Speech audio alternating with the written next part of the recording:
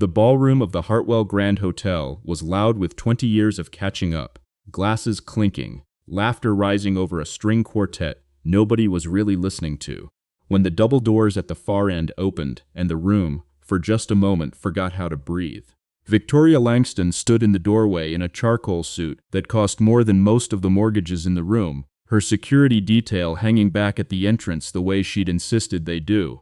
And for a beat, everyone assumed she was there for the obvious reason. The reunion committee had, after all, spent 3 months trying to get the billionaire CEO of Langston Dynamics to say yes to a keynote, to a photo, to anything. The committee chair, a man named Rick Farrow, who'd been student council president in 1996 and had never quite stopped acting like it, straightened his tie and started moving toward her with his hand already extended. Victoria didn't look at him.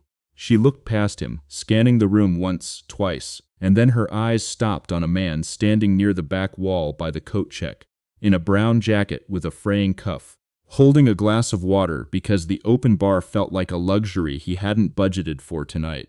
Travis Mitchell. She crossed the entire ballroom without a single detour, past the mayor's aide, past 3 former classmates who owned car dealerships and had already rehearsed their update speeches, past Rick Farrow's outstretched hand, which hung in the air a second too long before he lowered it, confused. She stopped in front of Travis and said his name like it was something she'd been carrying carefully for a long time. Then she said thank you. Not the kind of thank you people toss around at parties. This one came out slow, and her voice caught once in the middle of it, and she said it loud enough that the nearest 20 people heard every word. That 15 years ago, on a night she still dreamed about, he had saved her life on the side of a snow-buried highway and asked for nothing, not even his name, until the paramedics forced it out of him. The room went silent in the particular way a room goes silent when it realizes it's been wrong about something. Someone dropped a fork. A woman near the dessert table actually put her hand over her mouth. Travis just stood there, jaw tight, water glass sweating in his hand, aware of every eye that had slid past him all night, suddenly locked onto him like he'd changed shape in front of them. To find out how a maintenance technician in a 15-year-old jacket ended up being thanked in front of 300 people by one of the wealthiest women in the country. And what happened between them after that night on the highway. And what happens after this one. Stay until the very end. If you've ever watched a room realize it misjudged someone, you already know how rare that moment is, and how much it matters when it finally comes. And if stories like this one mean something to you, I'd love to hear from you in the comments as we go. 15 years earlier, none of this existed. Not the company Victoria would build, not the reputation Travis would quietly carry, not even the road they'd both nearly died on. Back then, Victoria Langston was 26 years old and driving alone through a February whiteout in western Pennsylvania, 3 years into building what would eventually become Langston Dynamics. A woman who had mortgaged her apartment and burned through 2 rounds of angel funding to keep 40 employees on payroll through a winter that felt like it might bury the whole company along with the roads. She'd been coming back from a supplier meeting that had gone badly. The kind of meeting where a man twice her age explained slowly that he didn't take orders from little girls. And she was replaying every word of it when her car hit black ice on a curve with no guardrail and spun into a ditch hard enough to crack 2 ribs and pin her leg against the crumpled door. Travis Mitchell was 29 that night, a maintenance technician driving home from a double shift at a manufacturing plant an hour outside Pittsburgh, and he was the only headlights on that road for the better part of 2 hours. He pulled over, climbed down into the ditch in 12-degree cold, and found a woman who was starting to slur her words from shock, and he did not call it in and leave. The way most people would have told themselves was reasonable given the storm. He climbed into the wreck beside her, wedged himself against the cold metal, kept talking to her so she wouldn't drift, gave her his own coat when hers wasn't enough, and stayed exactly like that, pinned, freezing, calm, until a snowplow finally found them 2 hours and 40 minutes later. At the hospital, when she was stable enough to ask his name so she could thank him properly, he told the nurse he had somewhere to be. He was gone before Victoria opened her eyes. That was the story underneath the ballroom moment, the one none of Travis's old classmates knew, because Travis had never told it to anyone. Not because it was a secret exactly, but because in the years since, his life had narrowed down to something quieter and heavier that left very little room for retelling old stories. His wife, Danielle, had died 6 years ago after a long illness that ate through their savings faster than either of them wanted to admit out loud. And what Travis had left afterward was a 9-year-old daughter named Ellie who loved the piano with a seriousness that surprised everyone who met her, and a maintenance job that paid enough to keep the lights on, and Ellie in lessons, if he was careful, and he had learned to be careful about everything except her. Tonight, the reunion had cost him more than the ticket price. It had cost him an afternoon he could have spent picking up an extra shift, and a jacket he hadn't replaced in years because the money that could have gone toward a new one had gone, this month, toward Ellie's recital fee instead. He hadn't planned to come at all. He'd only said yes because an old friend, Marcus, had guilted him into it over the phone, telling him he couldn't disappear from his own life forever. So Travis had stood at the edge of the ballroom for 40 minutes, nodding at people who asked polite, hollow questions and then visibly recalculated their interest once he answered honestly. Maintenance technician, no. He hadn't moved up much, no. He wasn't married anymore, and he had told himself he'd stay 1 more hour and then slip out the side door before anyone asked him to dance, or, worse, to explain himself again. He had no idea that on the far side of that door, in a black car with tinted windows, Victoria Langston had just told her driver to stop, because someone on the reunion committee's public guest list, a list she'd requested for entirely different reasons, had a name on it she recognized instantly, a name she had spent 15 years failing to track down through hospital records that led nowhere, and a memory of a voice she would have known anywhere. 8 months earlier, that list wouldn't have existed at all, and neither would this reunion have crossed Victoria's radar, because 8 months earlier, everything about her life had still been arranged around not thinking about that night on the highway at all. Rewind further, back to the ordinary version of that same reunion night, before Victoria's car ever turned onto the hotel street. And the room was a much smaller place for Travis. A room where the smallest, quietest cruelties were doing all the damage they needed to do. It started at the check-in table, where a woman named Carol, who had chaired 3 PTA boards and never let anyone forget it, looked at Travis's name tag and said, with a bright, careless smile, "Oh, Travis, I almost didn't recognize you," in a tone that made it clear she meant the opposite, that she recognized him exactly and simply hadn't expected him to bother showing up. He said hello, took his tag, and moved into the room alone. It got worse in small increments after that, the way these things always do.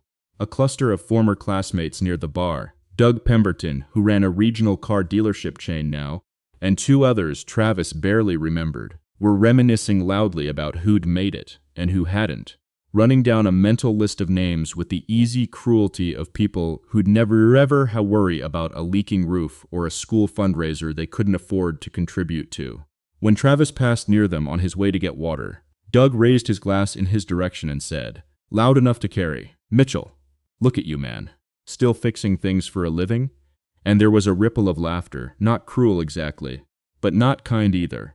The kind of laughter that comes from people who've decided a person's worth was settled a long time ago and don't feel the need to reconsider it. Travis said, something like that, and kept walking, because arguing with Doug Pemberton about the dignity of maintenance work wasn't a fight worth having in a rented ballroom, and because the truth, that he'd once been offered a promotion track into plant engineering and turned it down twice because the hours would have meant leaving Ellie with a sitter 4 nights a week during the worst year of Danielle's illness, wasn't a story he was going to hand out for anyone's entertainment.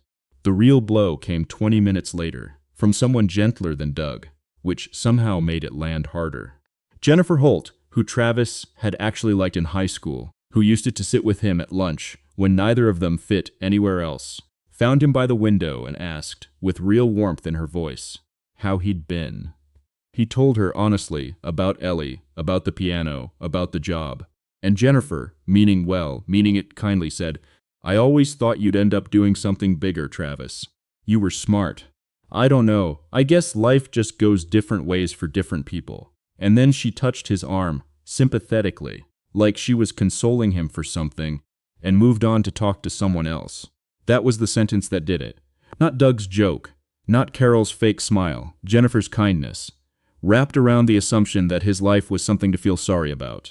Travis set his water glass down on the nearest table, looked toward the exit, and started calculating how many minutes he needed to wait before leaving wouldn't look like fleeing. He had been forced out of rooms like this before, in smaller ways, more times than he let himself count. The promotion he'd quietly declined, and then watched go to someone with half his experience, because he couldn't explain the real reason, without turning his wife's illness into office gossip.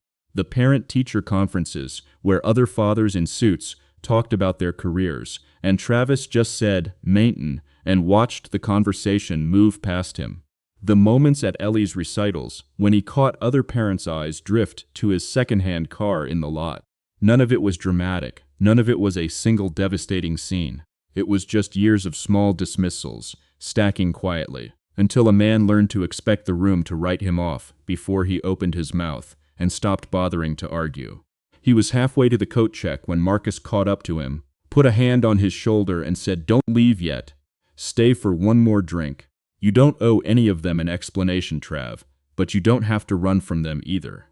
Travis exhaled, nodded once, and turned back toward the ballroom, not because he'd forgiven the room, but because Marcus was right, and because some stubborn, tired part of him didn't want Ellie's father to be the kind of man who fled a room full of people who'd already decided he didn't matter.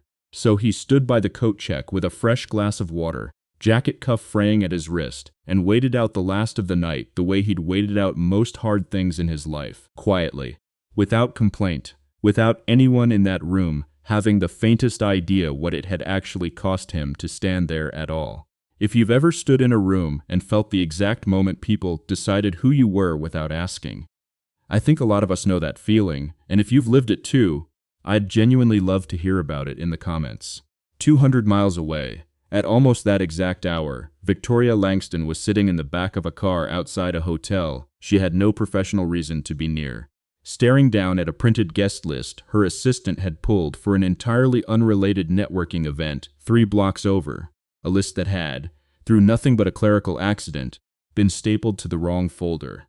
She would later call it the luckiest mistake of her adult life. In that moment, she only knew that a name on a stranger's reunion roster had just stopped her cold in the middle of a sentence she was dictating to her assistant, and that she was about to walk into a room she had never been invited to.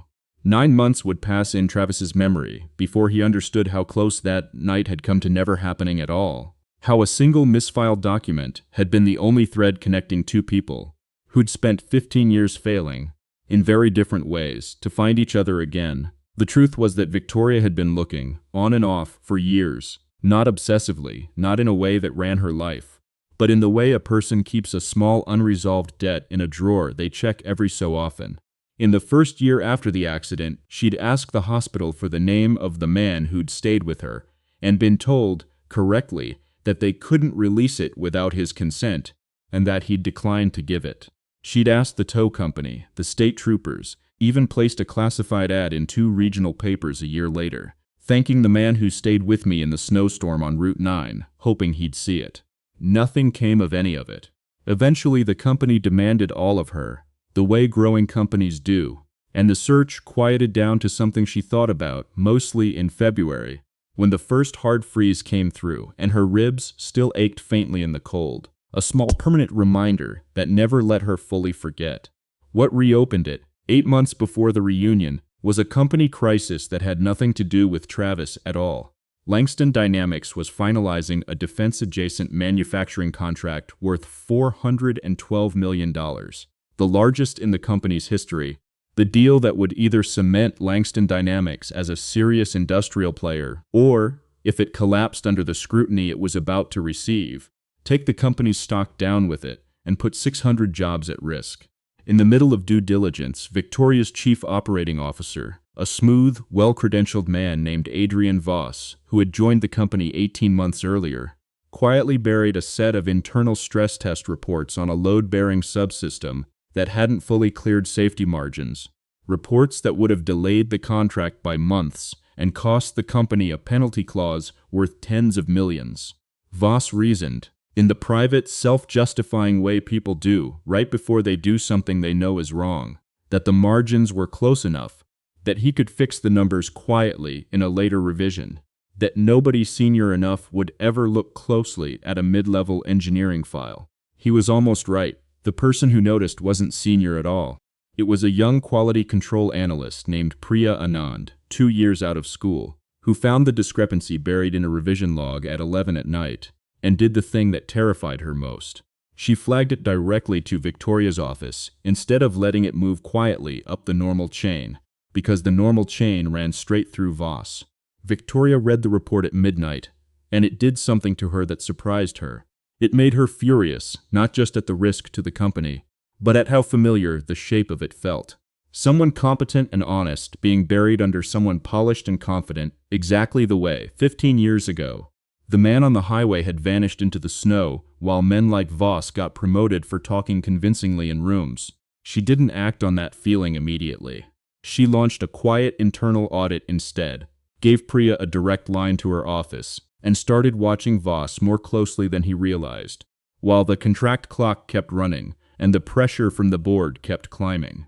It was during that audit, 3 weeks later, that she came across something unrelated but strangely resonant, an old, half-forgotten file of hers own, a folder she still kept from the accident year, the classified ad clippings, the hospital correspondence, a single grainy service station security photo the state troopers had once given her that showed a blurred figure helping her into an ambulance. She hadn't opened that folder in over 2 years.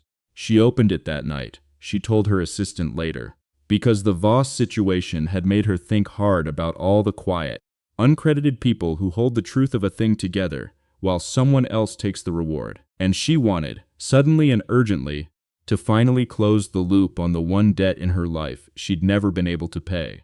She hired a private research firm, not to surveil anyone, but simply to do the kind of patient records work she'd never had the bandwidth to finish herself, and gave them the one solid detail she had: the approximate location of the crash, the date, and a rough physical description. It took the firm 11 weeks of dead ends before they found a decommissioned hospital intake record, misfiled under a neighboring county's system, that had somehow retained the name the ER staff had jotted down before he'd asked them to strike it, T. Mitchell. From there it was faster, a current address, an employer, and then, almost as an afterthought, a name that appeared on an unrelated public document, a 20th reunion guest list for a high school 40 minutes from where Victoria happened to be scheduling an unrelated speaking engagement that same week. She read it twice to be sure it was the same Travis Mitchell, cross-checked the birth year, and sat very still in her office chair for a long moment before she picked up the phone and told her assistant to clear her evening. She told no one else what she was doing, not even the board, who would have called it a reckless use of her time during the most sensitive week of contract negotiations. She told herself she'd simply say a proper thank you and leave. A closed loop, nothing more. She had not planned on what would happen 3 days later, when Adrian Voss, sensing the audit closing in on him, made one more move to protect himself. He quietly reassigned Priya Anand off the contract team entirely, citing workload balancing, a transparent attempt to isolate the one person who could testify clearly about what he'd buried. Victoria found out about the reassignment the same morning she was due to fly out for the reunion weekend, and for a moment she genuinely considered canceling the trip to deal with Voss immediately. She didn't cancel. She made one call to hold Priya's reassignment, told her legal team to be ready to move the moment she landed back, and got on the plane anyway. Because some debts, she decided, had waited 15 years, and she was not going to let this one wait 1 day longer. 6 weeks later, back in the city, that decision would cost her more than she expected, when Voss, cornered and desperate, would try something far more dangerous than burying a report. But that reckoning was still weeks away. First came the reunion, and the ballroom, and the walk Victoria took across it that neither of them would forget, and everything that happened in the days right after.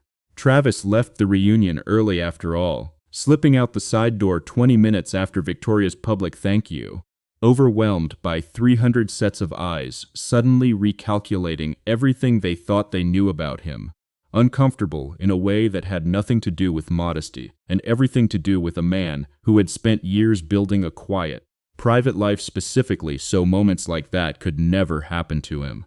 He didn't give his number to security. He didn't linger for the exchange of business cards. Half the room was suddenly desperate to arrange. He drove home, paid the babysitter, checked in on Ellie, who was asleep with sheet music still spread across her blanket, and told himself the whole thing was over.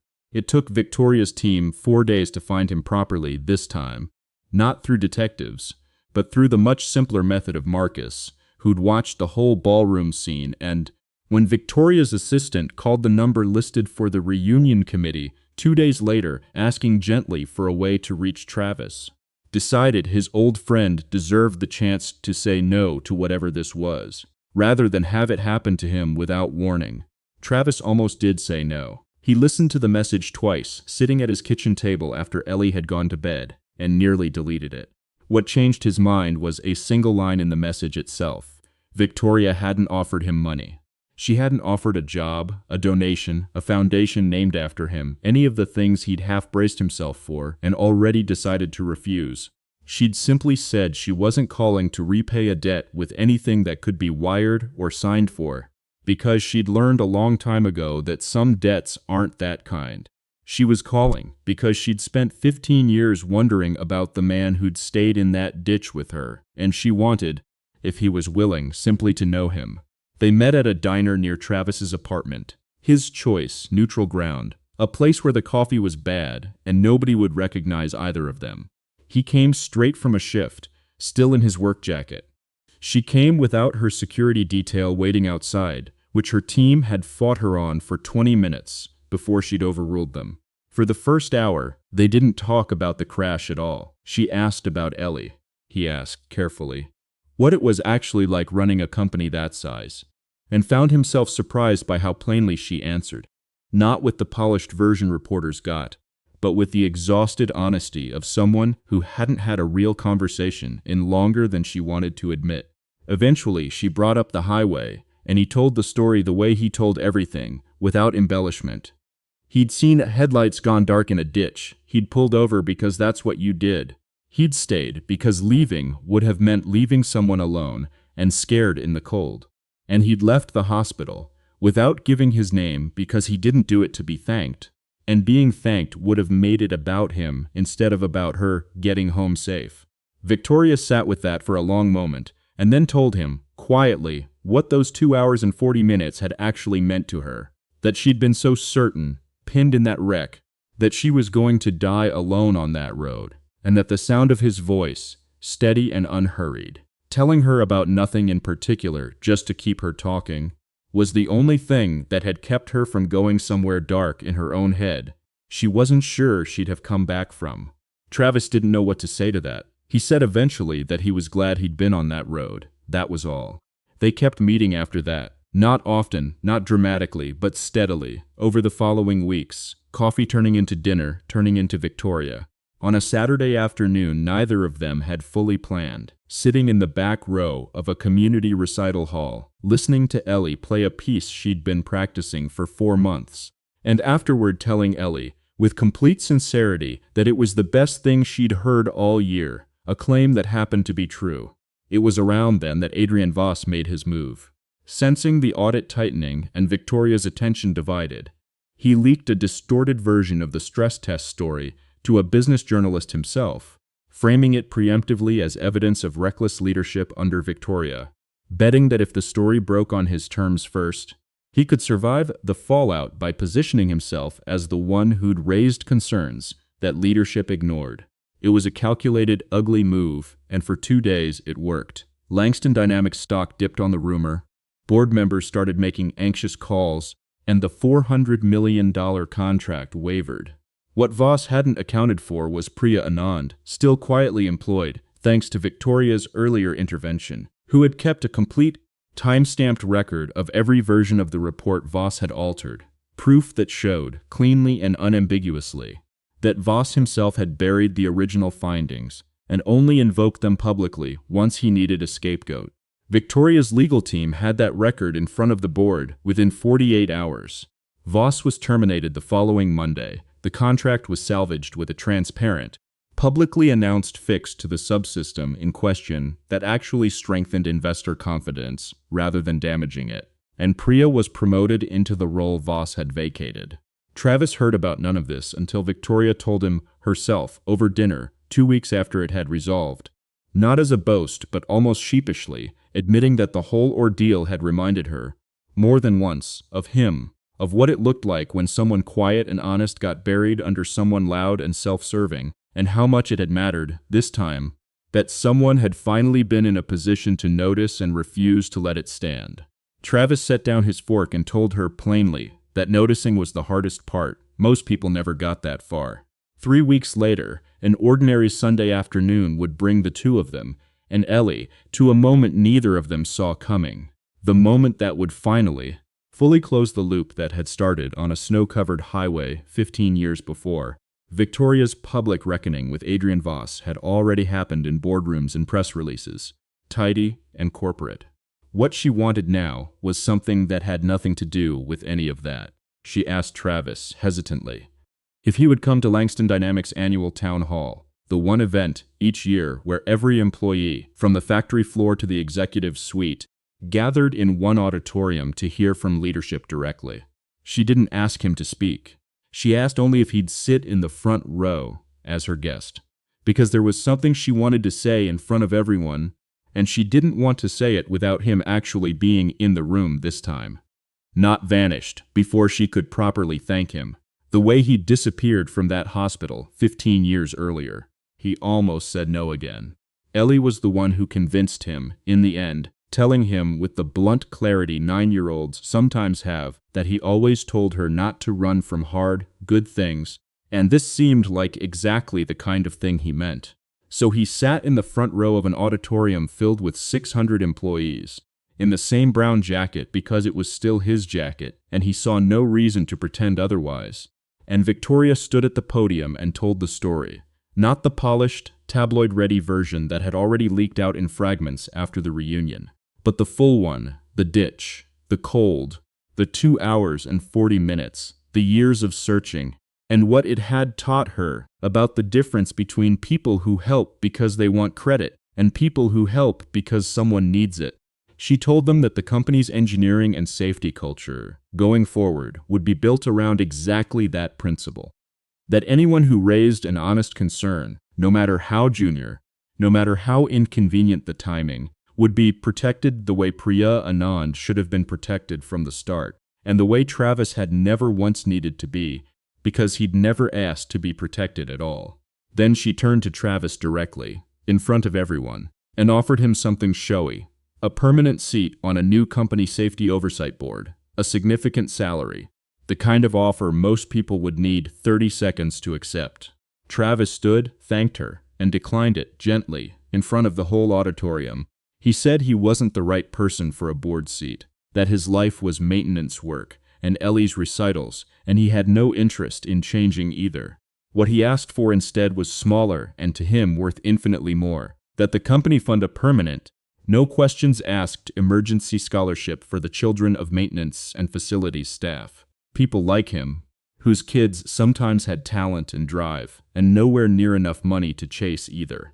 Victoria said yes before he'd finished the sentence. The quiet coda came weeks later, on an ordinary Tuesday evening, nothing like the ballroom or the auditorium.